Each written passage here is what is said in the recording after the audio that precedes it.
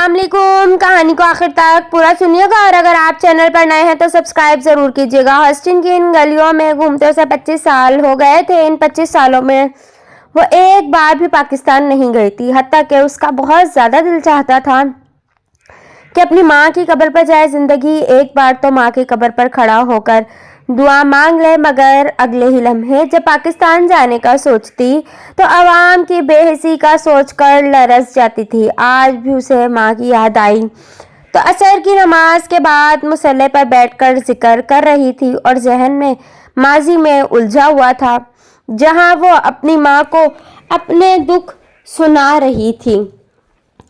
جھلی دی رب سے تو ناراض نہیں ہوتے نا، بلکہ رب کے روٹھ جانے سے ڈرتے ہیں. آج تو نے عصر کی نماز نہیں پڑھی. آج اللہ تعالیٰ نے نہیں چاہا کہ تم اس کے سامنے سجدہ کرو. تیرے دل میں شکوہ آیا تو اللہ تعالیٰ نے تجھے اپنے سامنے جھکنے نہیں دیا. اگر تو صبر کرتی تو اللہ تعالیٰ تجھے بہتر سے نہیں بہترین سے نوازتے. چل اٹھ، مغرب ہونے والی ہے. وضو کر، نماز پڑھ، اللہ تعالیٰ سے معافی مانگ اور اللہ تعالیٰ سے کہہ، یا اللہ تو خالق ہے، میں مخلوق ہوں، میں کون ہوتی ہوں تجھ سے ناراض ہونے والی. اے اللہ پاک مجھے معاف کر دے، مجھے اپنے ان چند لوگوں میں شامل فرما جو ایمان لائے اور صبر و شکر کرنے والے رہے. چل اٹھ میری دی، میں تجھے وضو کرواتی ہوں. میری ماں نے مجھے سہارا دیا، حتیٰ کہ اس وقت سب سے زیادہ سہارے کی ضرورت میری ماں کو تھی. میں فریحہ خضر ہوں. جس دن میری ماں نے مجھے سمجھایا تھا کہ رب خالق ہے، میں مخلوق ہوں، مجھے صبر کرنا ہے، رب کے فیصلوں پر شکوہ نہیں کرنا، اللہ تعالیٰ کی عنایت پر شکر ادا کرنا ہے. اس دن کے بعد سے آج تک میری زبان پہ کبھی کوئی شکوہ نہیں آیا. میری عصر کی نماز اس دن قضا ہوئی تھی جس دن میرا بھائی بلوچستان یونیورسٹی میں پڑھنے والی چند پنجابی طالبات کو اغوا کر کے لے جانے والے راکے پالتو لوگوں سے لڑتے ہوئے شہید ہو گیا تھا. میرے بھائی نے اپنی جان کی قربانی دے کر نہ صرف 4 بہنوں کی عزت بچائی، زندگی بچائی، بلکہ 6 دشمنوں کو جہنم واصل کر دیا. مگر افسوس کے وطن دشمنوں کی تعداد 9 تھی. ان کے باقی ساتھیوں نے میرے شہید بھائی کے بے جان جسم میں گولیاں مار مار کے جسم کے اعضاء الگ الگ کر دیے تھے، یہاں تک کہ چہرہ بھی شناخت قابل نہ رہا تھا. میرے بھائی کے ساتھ آپریشن میں حصہ لینے والے باقی 2 نوجوانوں نے بھی دلیری کا مظاہرہ کیا تھا اور بچ جانے والے وطن دشمنوں میں سے ایک کو زندہ گرفتار کر لیا اور 2 کو بھاگنے پر مجبور کر دیا تھا. یوں میری ان بہنوں کو ناموس اور جان تو بچ گئی، مگر میرا اکلوتا بھائی مجھ سے چھن گیا. ہمیں بھائی کی موت کی اطلاع تب دی گئی جب ان کی میت ہمارے ضلع سرگودا میں پہنچا دی گئی.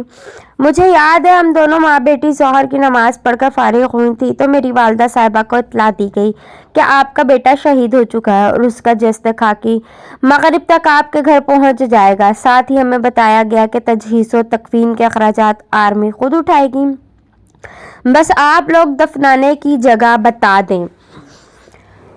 تجہیز و تکفین آرمی خود کرے گی. میری ماں نے کال بند کی اور گھر کی چیزیں سمیٹنے لگی. میں خود کو چہرہ شناس سمجھنے والی اپنی ماں کے چہرے پر لکھی اپنے جوان بھائی کی شہادت کی خبر نہ پڑھ سکی. میری ماں نے مجھے کہا کہ گھر بکھرا پڑا، تھوڑا اس کو سمیٹنے میں مدد کرو. میں نے لاپرواہی سے کہہ دیا، امی جان ابھی مجھے سونا ہے، شام کو سیکنڈ ٹائم کر دوں گی، آپ بھی آرام کریں. میں جا کر بستر پر دراز ہو گئی. میری والدہ صاحبہ نے سارا گھر سمیٹا اور پھر مجھے نیند سے اٹھا کر سینے سے لگا لیا، ساتھ ہی رونے لگی. میں نادان پھر بھی اپنی والدہ کی کیفیت نہ سمجھ سکے، یہاں تک کہ میری ماں نے روتے ہوئے میرے بھائی کا نام پکارا اور کہا وہ شہید ہو گیا ہے. ماں کے الفاظ میرے لیے پگھلا ہوا سیسا تھے. نہ جانے کی زندگی میں پہلی اور آخری بار مجھے ماں کے سینے سے لگے ہوئے بھی گھٹن محسوس ہونے لگی.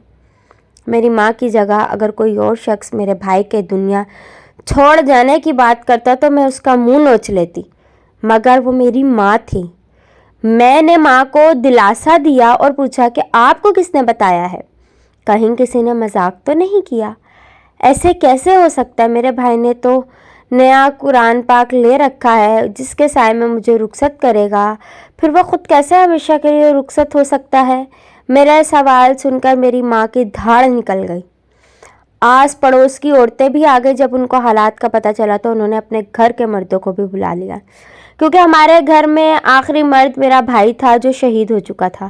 والد صاحب پہلے ہی ڈاکوؤں کے ہاتھوں قتل ہو چکے تھے۔ ان لوگوں نے آ کر میری والدہ صاحبہ سے حقیقت پوچھی، تب تک ملٹری کے کچھ لوگ ہمارے گھر پہنچ چکے تھے۔ انہوں نے قبر کی جگہ پوچھی تو انہیں میرے والد صاحب کے پہلو اس انداز سے دفنانے کا کہا گیا کہ ساتھ میری والدہ کی اور میری قبر کی گنجائش رہ سکے، کیونکہ یہ میرے بھائی کی وصیت تھی کہ اگر وہ شہید ہو جائے تو اس کے والدین اور بہن کو اس کے قریب دفن کیا جائے تاکہ وہ روز محشر اپنے والدین اور بہن کی بخشش کا وسیلہ بن سکے۔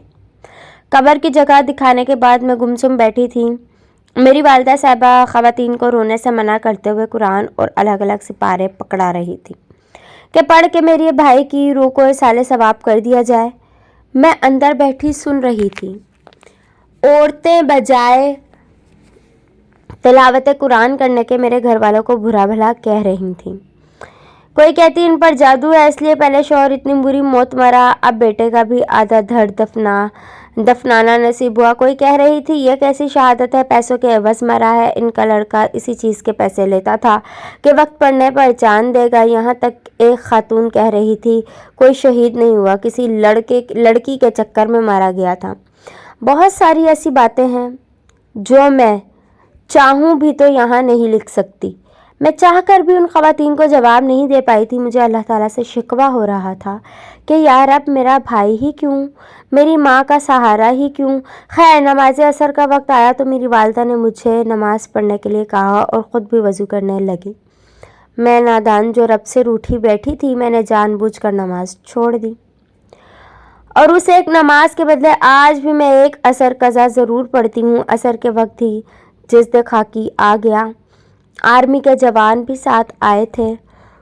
انہوں نے مغرب سے پہلے جنازہ کروا کر میرے بھائی کو دفنا دیا۔ جنازے سے پہلے میری ماں کو بھائی کا آخری دیدار کرنے کو کہا گیا اور کچھ فوجی جوانوں نے سہارا دے کر میری ماں کو میرے بھائی کا آخری دیدار کروایا۔ میری والدہ صاحبہ تابوت کے اندر دیکھتے ہی بے ہوش ہو گئے۔ پھر فوجی جوانوں اور محلے والوں کے لاکھ کہنے پر بھی میں اپنے بھائی کا آخری دیدار کرنے کا حوصلہ نہ کر سکی۔ یوں میری بھائی کو ہمیشہ کے لیے میری والد صاحب کے پہلو میں دفنا دیا گیا۔ مغرب کے وقت میں اور میری والدہ قبرستان میں تھی۔ میری ماں نے مجھے نماز پڑھنے کا کہا تو میں نے روتے ہوئے بتایا کہ میں اللہ تعالیٰ سے ناراض ہوں کہ انہوں نے میرے بھائی کی زندگی اتنی کم کیوں لکھی تھی اور پھر ایسی موت کیوں لکھی تھی۔ میری ماں نے مجھے سینے سے لگا کر کہا میری جھلی دی رب خالق ہے اور تو مخلوق ہے۔ خالق سے مخلوق ناراض نہیں ہوتی بلکہ مخلوق تو ڈرتی ہے کہ کہیں خالق ناراض نہ ہو جائے اور اللہ تعالیٰ سے شکوہ نہیں کرتے۔ بیٹا ہمیشہ شکر اور صبر کرتے ہیں، ہمیں اللہ پاک کا شکر ادا کرنا چاہیے۔ اللہ تعالیٰ دعا کرتے ہیں کہ ان چند لوگوں میں شامل رکھ جو ایمان لائے اور صبر و شکر کرتے رہے۔ اللہ تعالیٰ سے توبہ طائب ہو اور اللہ تعالیٰ سے پوچھ کہ یا اللہ آپ نے مجھے عصر کے وقت اپنے سامنے جھکنے کی توفیق کیوں نہیں دی۔ میں نے ماں کی بات مان لی۔ قبرستان میں لگے ایک نلکے پر وضو کیا، بھائی کی شہادت اور اسے قبر نصیب ہو جانے پر اللہ تعالیٰ کا شکر ادا کیا اور ہمیشہ کے لیے صابرہ عورت بن کر رہنے کا وعدہ کر لیا۔ مجھے صبر کا پھل یوں ملا کہ اس کے کچھ عرصے بعد ہی میری شادی ہو گئی۔ میرے شوہر انتہائی اچھے ہیں، امریکہ کے شہر ہیوسٹن میں کاروبار کرتے ہیں۔ انہوں نے مجھے اور میری والدہ کو اپنے ساتھ عمرہ کروایا، پھر میری والدہ صاحبہ کو اپنے ساتھ امریکہ چلنے کا کہا، مگر والدہ کے انکار پر مجھے میری والدہ صاحبہ کے ساتھ چھوڑ گئے۔ خود ہر سال میں 3 مہینے پاکستان آنے کا وعدہ کیا اور امریکہ چلے گئے۔ امریکہ جاتے ہی انہوں نے اپنی والدہ کو میرا خیال رکھنے کے لیے پاکستان بھیج دیا۔ ان کی والدہ 3 مہینے رہ کر واپس گئیں تو ان کے والد صاحب آ گئے۔ والد صاحب میرے پاس آ گئے اور وہ 3 ماہ رہ کر واپس گئے تو ان کی ایک بہن اپنے بچوں کے ہمراہ پاکستان آ گئی۔ وہ 3-4 ماہ رہ کر واپس گئی تو خود آ گئے۔ وہ 3 سال تک ہر روز ان کی فیملی کا کوئی نہ کوئی بندہ میرے ساتھ رہا اور ان کے علاوہ بھی ان کی ہر فیملی ممبر نے میری والدہ صاحبہ کو امریکہ چلنے پر آمادہ کرنے کی کوشش کی مگر کامیاب نہ ہو سکے، کیونکہ میری والدہ صاحبہ کہتی میں امریکہ چلی گئی تو میرا بیٹا اکیلا ہو جائے گا، اور پھر ایک رات میری والدہ مجھے اکیلے چھوڑ کر ہمیشہ کے لیے اپنے بیٹے کے پاس چلی گئی۔ میری والدہ صاحبہ کی وفات پر میرے سسرال کی ساری فیملی بچے पाकिस्तान कफन दफन का सारा इंतज़ाम उन्होंने किया और फिर उन्होंने मेरी राय पूछी। मैंने कहा जो मेरे शौहर का हुक्म है मैं उस पर अमल करूँगी। मेरा जवाब सुनकर मेरा शौहर मुझे अलग कमरे में लेके और कहा, फरीहा मुझे कोई मसला नहीं, मैंने जन्नत में भी आपको ही अपना हमसफ़र चुना है। अगर आपको पाकिस्तान पसंद है तो मैं सारा कारोबार समेट कर पाकिस्तान मुंतकिल हो जाता हूँ। मेरा हुक्म नहीं, मुझे अपनी बीवी की खुशी बहुत अजीज़ है। मेरे लिए बाहर बैठे सारे लोग काबिल एहतराम हैं मगर मेरे महबूब नहीं, मेरा लिबास नहीं, मेरा पर्दादार राजदार नहीं। उनसे मोहब्बत और एहतराम का रिश्ता है।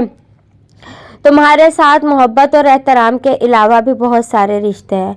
मुझे तुम्हारी खुशी अजीज़ है। मुझे पाकिस्तान रहना इसलिए नहीं पसंद, यहाँ अजीब सी घुटन है लोगों के जहन में। यहाँ लोग खुद को पारसा और दूसरों को गुनाहगार समझते हैं। अपने शौहर की बातें सुनकर और उनके दिल में अपना मुकाम देखकर मैं ज़ारो-ज़ार रो पड़ी। उन्होंने मुझे अपने सीने से लगाकर मेरे माथे पर बोसा दिया और एक बार फिर मेरी रजामंदी पूछी तो मेरी आंखों के सामने मेरे भाई की मौत पर ख़वातीन के मुंह से निकलने वाले अल्फाज आने लगे। मैंने उस दिन पाकिस्तान छोड़कर अमेरिका जाने की हामी भर ली और साथ ही शर्त रखी कि आप मुझे मेरी माँ की कब्र पर लाया करेंगे। उन्होंने मुझसे वादा किया, जब तुम कहोगी ले आऊँगा। उस वादे के साथ ही मैंने पाकिस्तान को अलविदा कहा। अपने शौहर और उनकी पूरी फैमिली के साथ मैं अमेरिका चली गई। मैं आज अमेरिका में मुकीम हूँ और 25 साल से हूँ। मैं उसके बाद पलटकर कभी पाकिस्तान नहीं गई। जब भी पाकिस्तान जाने का सोचती हूँ मेरे जहन में उन ख़वातीन के अल्फाज आ जाते हैं जो हाथ में कुरान लिए भी ग़िबत से बाज नहीं आ रही थी। मैंने अपना घर अपने वालिदैन के साले सवाब के लिए मस्जिद को वक्फ कर दिया है।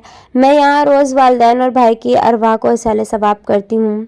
अपने तीनों अजीज़ों, वालिद, वालिदा और अपने भाई के नाम पर एक एक उम्रा कर रखा है। अब इंशाल्लाह एक एक हज भी करूँगी। मैं उस वक्त असर की नमाज़ पढ़कर मुसल्ले पर बैठी हूँ। मेरी जवान साला बेटी मेरे गले में बाहें डालकर मुझ पर झुकी हुई है, जबकि मेरा बेटा पाकिस्तान मिलिट्री में सिलेक्ट हो चुका है। आज उसकी पासिंग आउट परेड है और मैं नमाज़ पर बैठी दुआ कर रही हूँ, या अल्लाह वालिद और भाई का जनाजा उठते देखा था। या अल्लाह अपने भाई और वालिद का जनाजा उठते देखा था तो सब्र आ गया था। अब शौहर और बेटे को सलामत रखना।